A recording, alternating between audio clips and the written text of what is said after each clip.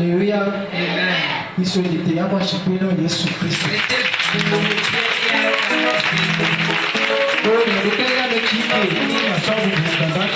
a le seul signe de recevoir nos louanges. Merci. Et toi, tu nomines un nom. Assoyez-vous.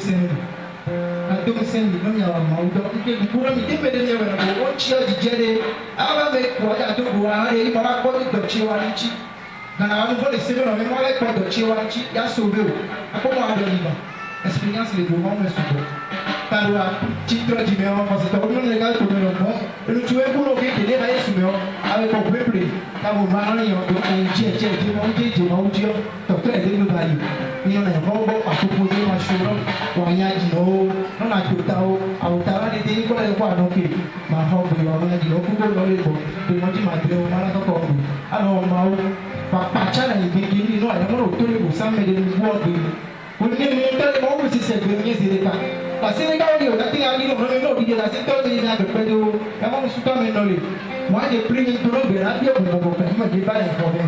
Je suis souffert, je suis zéro de mémoire. Il peut à Jécoji, à ma dégoût de l'Église d'Amouri. La série, non, il va dire, j'allais bien si c'est pour. Et moi, dit, comment la série que vous avez dit, non, la série qu'il y a il y a la bénédiction d'abord. Les gens, ils santé, vous sentez des légions de vous. Et nous sentons une bénédiction. Il va dire, la série qu'il y a tous ces médailles de possible. Nous avons dit, ah, mon Dieu, nous avons dit, moi, et nous avons dit, 100 000 euros, et puis, donc, nous avons allé dans petit peu de côté de tous les mecs. Donc, oui, et les gens il est possible. Même si vous voulez, il faut que vous ayez les blocs possible. Il touche, il m'a dit, au droit, et toi, au droit, et que il doit pas une chichito. Il a encore une princesse de Rebecca. Donc, tu vas dans la princesse, donc elle est la reine. Elle est reine, mais aussi, il y a des mamans qui ont appliqué ça.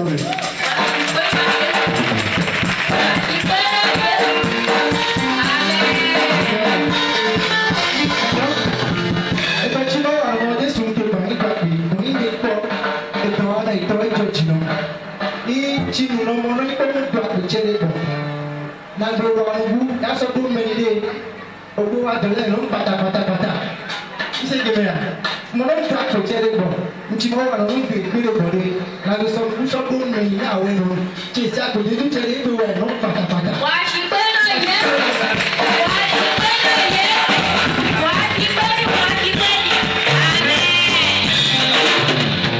eto we no pata ye no mo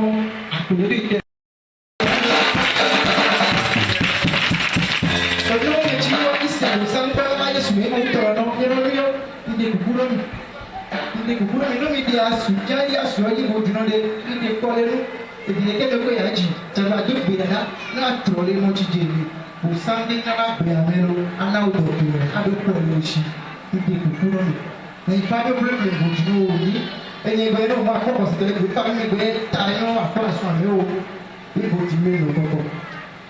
Pàbílẹ́mì àwọn fàyọ́ pàbílẹ́mì ṣé àsìkò wa rẹ̀ lọ́dọ̀ òjò òbí tó rẹ̀ lọ́dọ̀ àgbé àwòrán yìí pàmò bu tọ̀tọ̀ ó lè jùlọ nù sábọ̀ àfọyín tọ̀tọ̀ pẹ̀lú àwọn ọ̀dọ́ yìí èjìdínlẹ̀ ìhùn nínú wò ìdílé ìkọ̀rọ̀ mi lè yí àwọn ọ̀bọ̀n mi ṣe ìkọ̀kọ̀ mi ṣe ìkọ̀ ó ẹ bá bá mi gbèrè kà yí ṣùṣù bá bá lọ mọ̀ náà kò sì gbèrè tó ń gbòòrò ọ̀dà ẹ̀dẹ́gbẹ̀ ìkọ̀tọ̀ kàkí lẹ́yìn náà tẹ̀ ọ́ náà kò pín ẹ̀kọ́ náà yé wọn bò tó ẹ bá pátápátá yí ń bò bò náà yí ìtọ́ ìpinnu kan ìfipá fi ọ bọ́sẹ̀ ẹ̀kọ́ náà mọ̀ máa ń tsi wà lóko náà tsi wà kọ́ yìí tọ́lé bọ́ náà kọ́ dà ètò ìmì ìdáko má sùn képa wọ́n bò tsi lè kọ́ mi náà gbẹ̀nà lóko ní kápẹ́ ìzòlè kí lọ kókó àmì ó lè kọ́ mi lọ èyí bò tsi náà sọ ìmì ìdáko yá dùn mọ́ mẹ́ ìmọ̀ ọ̀dọ̀ bòjẹ́ ló ń sọ nípa bòjẹ́ rẹ̀ ẹsẹ̀ náà yóò akọ́ ìdàlójìá ibi ìgbà wọlé bọ̀ ẹ̀dọ̀ yìí lè tẹ̀lé.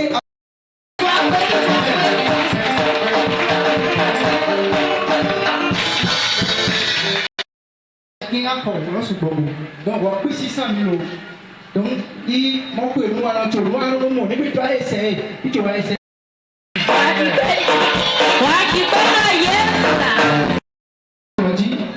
Dedo wa basa o mɛ eva kun tɛlɛji eke nkpɔ yi gbɛgbɛ ɔbɔdzi le xɔmɛ mi mɛ yi kolo kɔ mɛ o de o tɔ etɔ 600 000 donc yi yɔ ɛgbɛ lɔsi ni yà wà etsɛ yà wà bɔ dugu yɛ bi yɛ bɔ ayi bɛ bɔ fi ale nɔ o yi wa akɔlɔ yɔ kini yɛ asɔkpa fu yɔ ŋa o n tɛ kɔ bɔ fi yɛ sɔta yɛ.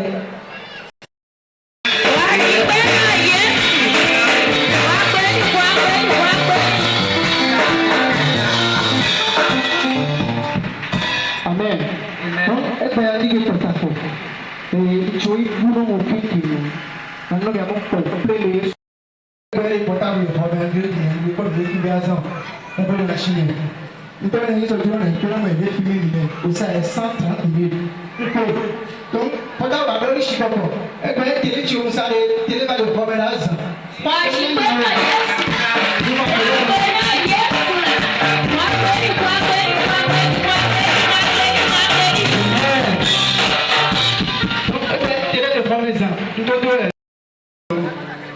teme nina sɔba do nina do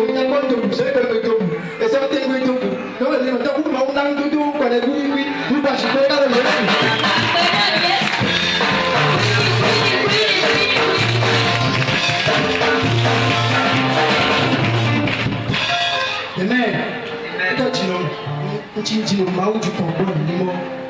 Michanyo chami ni ayi ako. Ni be ni mo mi le ume. Suboto ame posito suboli be ni le ume uri ko. Mawawa no na kele kita se to na kita ni lo no. Eye be shi le be le ko ni wa mi se ki be ta bo santi shimele. Elende be to. Botura ni ba ya le ba wa ke ki mo wa ba se be no lo. Anu mi na se ko de ko no mau ju ko. Ame gere to ni ku mau o jije bi mau na o. O ta ti ke ti ko be ko bi no lo shi. Ni wa pe o ngba. Ti ku no mi ngi to mi le o me la ye ni no te no. Ni ma we mu no mu lo. La sa o ma so mu mu le. Mo pe 70 000 ko ni ko no ta ja ko no asi ko 70 000 ko. Ka ho ko ta ro bi ye. Donc ele no na be nya ya ira lu chi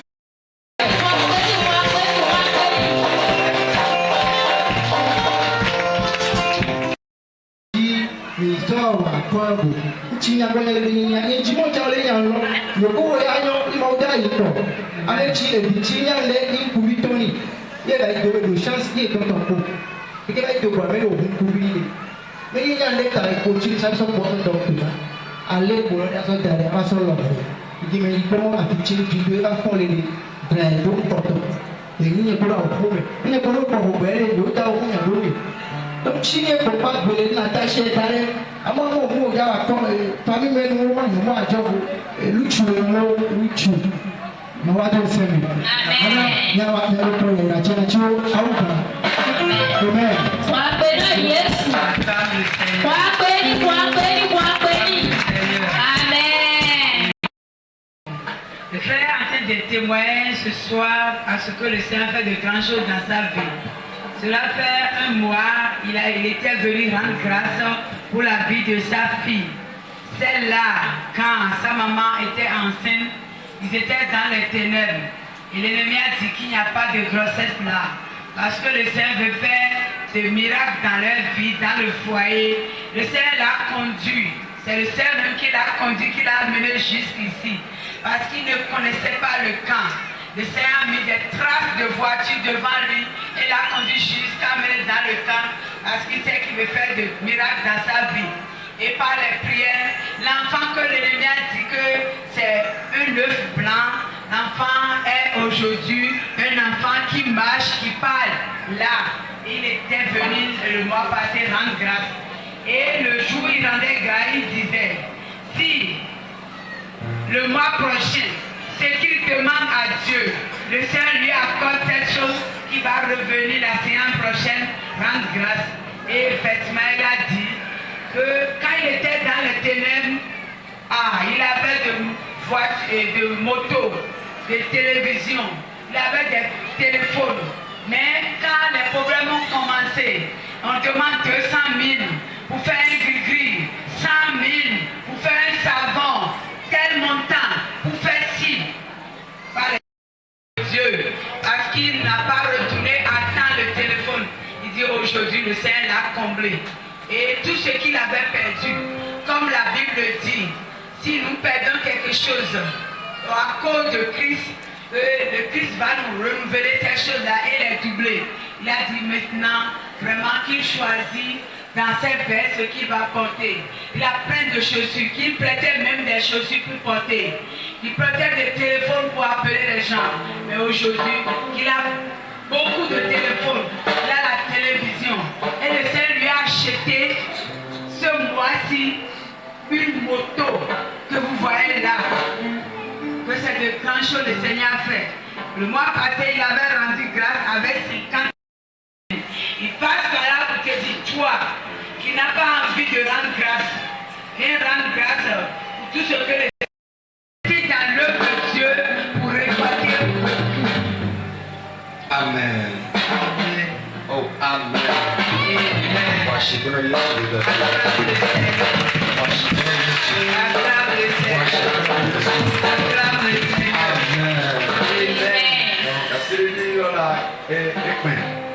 Témoignage est lourd. Amen. Amen. Amen.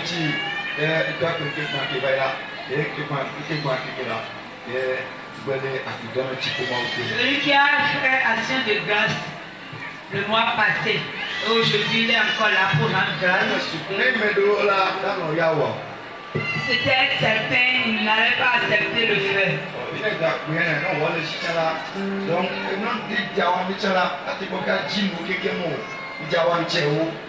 Il vient de rendre grâce. Si,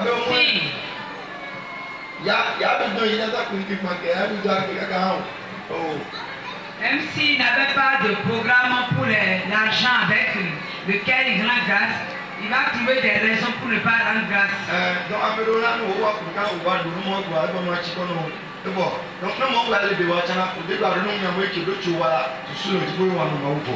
Certains, quand ils font quelque chose à Dieu, ils mettent cela, ils gravent cela dans leur pensée. Et chaque fois, ils disent, ah, je viens de faire ceci à Dieu.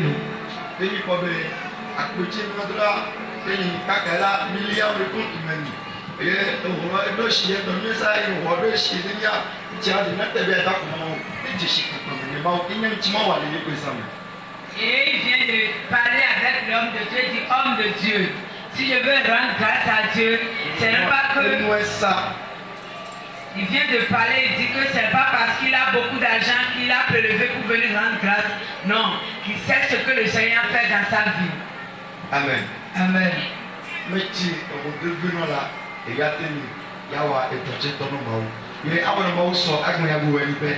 C'est celui qui n'est pas avec, qui fait quelque chose aujourd'hui et demain il fait encore pour Dieu. Amen. Amen. Quand tu fais l'œuvre de Dieu, tu n'es jamais perdant.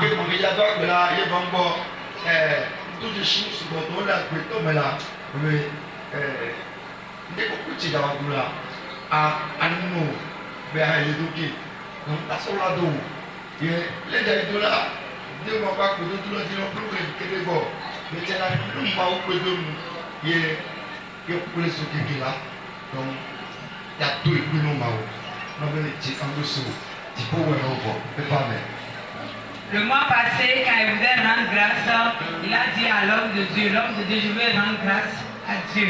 Mais si le Seigneur peut m'acheter une moto, je serai la peine. Si tu étais à ta place, qu'est-ce que tu allais faire? Ne sois pas fatigué, ne sois pas fatigué. Ne sois pas fatigué dans l'œuvre de Dieu. Il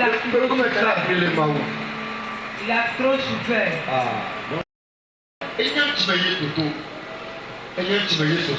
S'il dit qu'il a fait telle tenue, telle chose, il sait ce qu'il a traversé. Amen. Amen.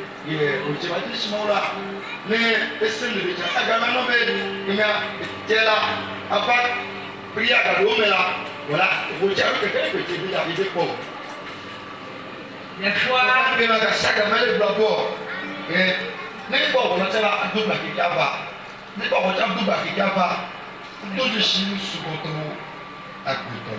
Dieu a reconnu beaucoup de choses dans sa vie, même s'il n'a pas l'argent pour prendre le zèle, il fait tout possible pour venir à la. Il n'avait même plus de téléphone pour appeler les gens.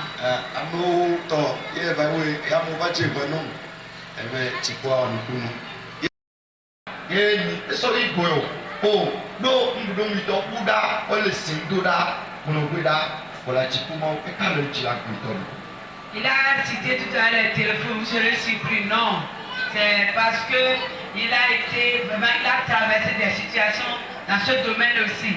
Il n'avait plus de téléphone, même pour appeler des connaissances.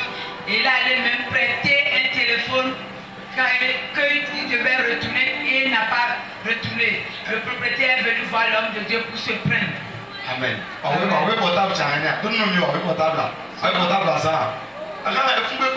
Est-ce qu'on peut prêter, selon toi, on peut prêter des téléphones et utiliser? Et le Seigneur lui a fait grâce et aujourd'hui il a beaucoup de téléphones. Il va le dire. Amen. Amen. Dieu est grand. Il dit Dieu est grand. Il est grand. Il est grand. Amen. Amen.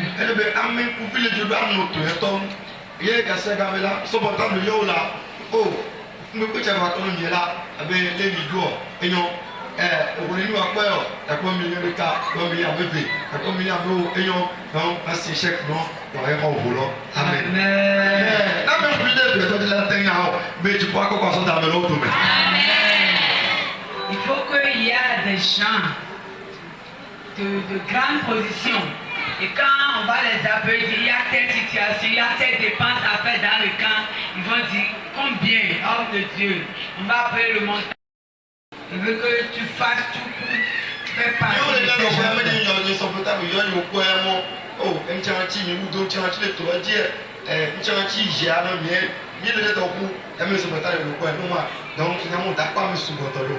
Voilà, et il est là. Elle veut quoi me le dire là. Les américains sont couteaux, au nous là, américains sont couteaux, moi même là. Le cadeau, mais là, et nous donnons la gamme à Codidou. Amen. Et nous savons, mais tu as mis tout, il y a des femmes qui ont fait de l'autre là, il va y avoir et tiens, la carte de toi, il vous donne, il y a une yaoula, il y a d'abord, il y a un petit. Quand il y a un le filet d'amour au sol, il y a un chichi coré. Quand il y a un accord de chichi petit. Voilà, et tu as vu l'autre de au niveau où vous donnez dans mon moment. Et nous avons là, quand on est venu, il va vous donner sur le côté là, avec un cacato là, et tiens, un docké.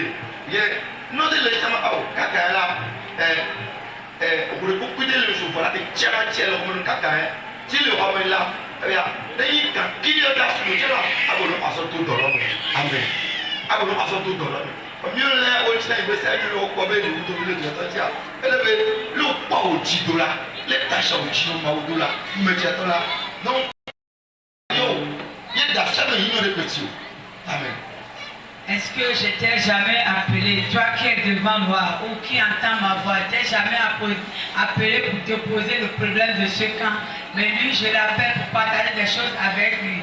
Et quand on l'appelle pour poser le problème, il dit, homme de Dieu, je n'ai pas jusqu'à ce montant, mais le peu que j'ai dans ma chambre, je vais l'amener et il va vraiment amener ce qu'il a dans sa chambre. Et toi, je veux que tu fasses tout pour faire partie de pareilles personnes. Maman, il y a ça, ma pour petit, à l'autre, ma pour me coller, non, on dit là, non, ma pour me coller, ça, on dit, non, t'es pas on dit. Si tu n'ouvres pas ton cœur à Dieu et que le Seigneur révèle ton cœur à l'homme de Dieu ne peut jamais partager les souffrances qui sont dans le cœur. Alors, ma pour, et que tu t'as mis de top, et les mains, il est dans le top, on avait mis là, Maoula. Il a son il a le frère il met toi tiens là avec tes coups mon garçon va te chier ta coupe la magie. Amen. Donc mon garçon pour ta soeur nous. Amen. Celui que le Seigneur permet à l'homme de Dieu de partager avec lui des situations de l'œuvre, ça veut dire que le Seigneur fera de cette personne quelqu'un de riche sans ses efforts. Amen. Amen. Ma ayira. Seigneur va te bénir. Ma wa ayira. Seigneur va te bénir. Ma wa ayira. Ma wa ayira. Ma wa ayira. Amen. Asa kwa ni yole. Donc et c'est donc que la langue est bon tout là. Si vous voulez un groupe de nous qui nous est là, mais mon Dieu tout est là. Mais on tient là pour la témoignage. Et je suis en train de parler pour réveiller ceux-là qui sont en train de dormir. C'est que nous nous réveillons dans l'œuvre de Dieu. Amen. Amen. Mais nous m'avons vu là. Tu es enfant de Dieu. Après tout, il ne peut pas dire.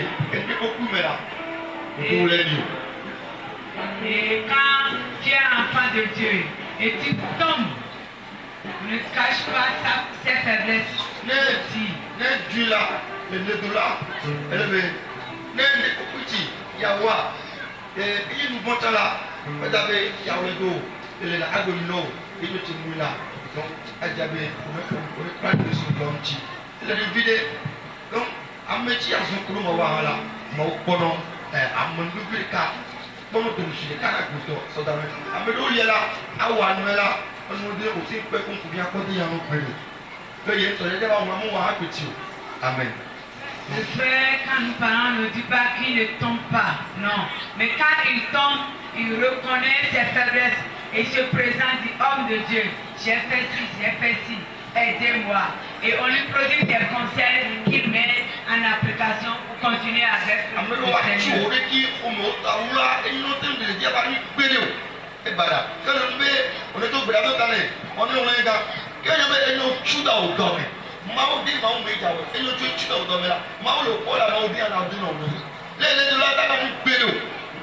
Il y en a quand... Amen. Il y en a quand bien même, ils tombent, qu'on les voit en train de chuter comme ça, on dit, ah mon frère, comment ça? Ils vont dire jamais, je ne chute pas, hein. Je ne chute pas. Hein. Ils vont cacher leur péché. Si tu caches ton péché à l'homme de Dieu, tu ne peux pas le cacher à Dieu. Le Seigneur connaît ton cœur. Ouvre ton cœur à Dieu et il va passer par son point pour agir dans ta vie. Chaque fois que tu dis priez pour moi, homme de Dieu, c'est Dieu qui veut faire. Voilà que tu ne veux pas ouvrir ton cœur à Dieu. Comment il pourra faire ce que l'homme de Dieu va dire dans ta vie?